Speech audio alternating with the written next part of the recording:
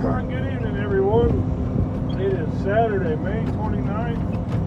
It is approximately 6 o'clock in the evening, give or take an hour drive. Got the old 4240 fired up.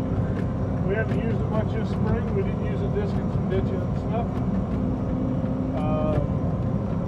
That's about all it's done. Moved on a disc in April for the landlord to use when I was drilling beans. I think that's in that video.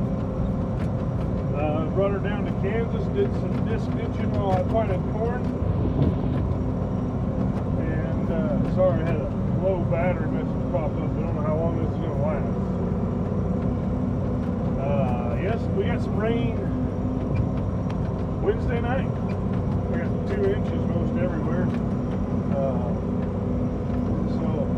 But tonight I got the 750 drill hooked on, and we are planting our Brachitic Dwarf BMR sorghum Sudan cross. No-till, of course, you know, except for where the ditches were.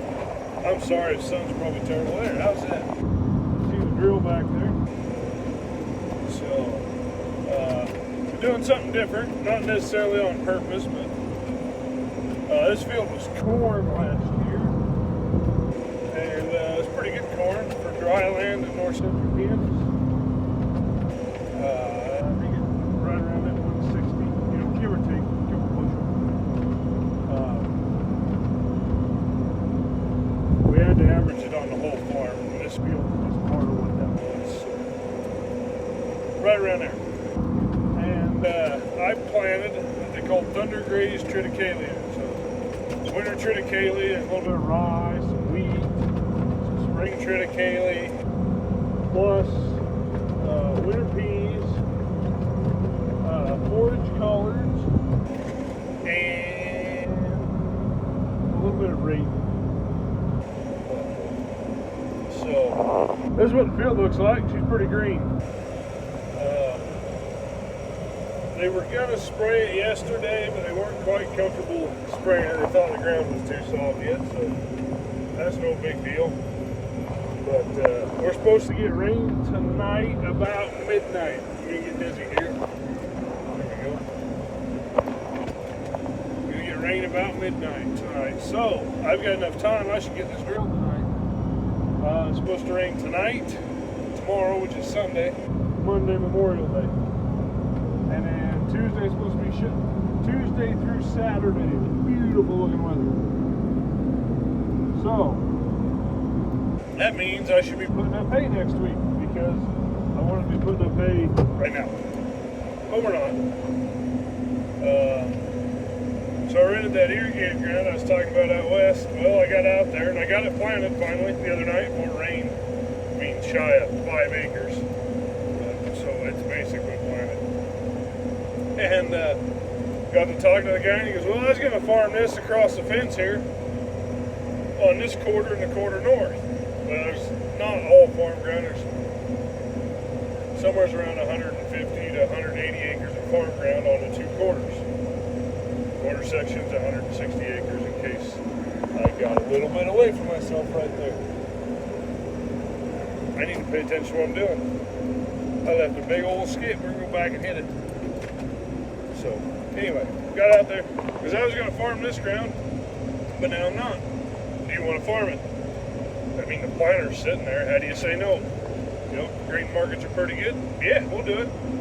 Plus, bonus, I get more corn stalks for my cows. So, that's a huge bonus for me, because I needed it. I was going to give me a half section of corn stalks out there, which is what I needed. Pretty well to offset what I rented this year. So I rented a half section. Otherwise I had my own stocks. So that means this coming winter I shouldn't have to rent corn stalks. I might have to rent a quarter or an 80, which, hey, that's better than a half section. So but anyway, I'll try and get you some action footage of the drill working. Now I'm fixing my skip I just told you about. So we get in here, it should be a little thicker. It's not really wet, but there's some spots where we worked a couple ditches in it. This ground's kind of wet. For the most part, it's pretty dry. Now, this is going to be the wettest part of the field down here in these trees. You are looking north, and I am headed south. But this is the wettest part of the field. And actually, the really wettest part was right next to the trees over there. So we're gaining. Yeah, so this was corn a year ago, or last year. It was grazed off this spring during calving. So this growth has all happened in the last 26 days. I think it was May 3rd when I took the last cows off of here. So technically, I suppose the evening of May 2nd. So it's been 27 days since it's been grazed. It's a little thin, like if you wanted to put it up for hay, I probably wouldn't do it for the most part. But I really didn't intend for it to get this big, but it got this big. We had moisture, the spraying company was busy, so it got big. We'll get her drilled. Wednesday, I'm assuming they'll come in and knock her off and spray it. The sorghum sudan should not be coming up by then. It's going to be cool, so really we're not going to, I mean in the low 60s for highs, so we're not going to accumulate any heat units until Tuesday, so we'll be alright as far as that goes. And we're planting it thick. I'm planting 35 pounds an acre. Get them small stems, get it to dry down, cows eat, more palatability, all that good jazz. So there's that. We get a few days, so I got that corn to plant. I was gonna do a video the other day of it. I didn't get it done. I was too busy, had my eye on the prize, so to speak. So now that we got more to do, we'll get a video out there planting corn. I get that done. I should get that done in a day. It'll be a big day, but I should get her knocked out in a day. And then get moved back. And I got 200 acres of milo to plant grain sorghum. So I'd like to be planting corn. It's kind of late around here to be planting corn, but we're going to do it. I couldn't do it, but this was fit to go, so we're going. At least we're getting something done. We'll see what happens. This is the scary part. I get this field done, it'll rain next week. My father-in-law will be around. He's going to run this tractor drill, and we've got about 80 acres of beans to drill for a neighbor. I usually do drill beans for him in the spring, at least a few. So got that to do. And then we'll see what happens, because there's a potential this tractor and drill will have to go out west where that corn's at. We'll know in a few days what's going to go on. I don't want to say too much, but there's a potential we're going to have to go out there and put beans in. If that's the case, the planter's going to stay out there a day or two and put in beans also, just to get the acres covered. So yeah, that's what's going on around here. Cows are all on grass. They look good. The bulls are turned out. They're doing their work. The calves are growing like weeds. So planting, we're on the downhill slope, I think. I guess we'll find out. Because depending on what happens, like if we got to go out and do beans, there's 400 acres of beans to do, which is a pretty tall order for me anyway, let alone 400 additional acres to what I already have. So we're talking serious stuff if we got to do that. That'll be an interesting summer if we got to do that. We're going to have a lot of firsts.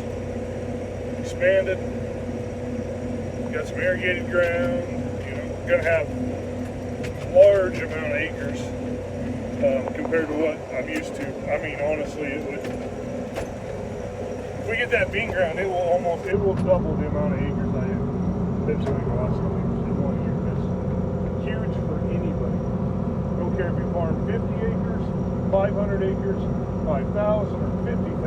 If you double what you're at, it's huge. So, but it's probably a short-term thing. least if we're going to do a short-term thing for 1 year, I think this is the year to do it. I got a fertilizer locked in pretty good.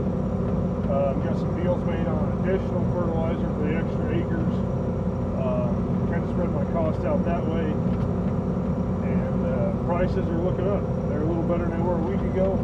So we'll see how that handles or pans out. But we're going to make a dent in it. So, all right. That's it. My phone's about dead and I don't want to kill her all the way. So thanks for watching and we'll catch you later. I'll let you watch the drill here for a few minutes until I get into the field and that'll be it.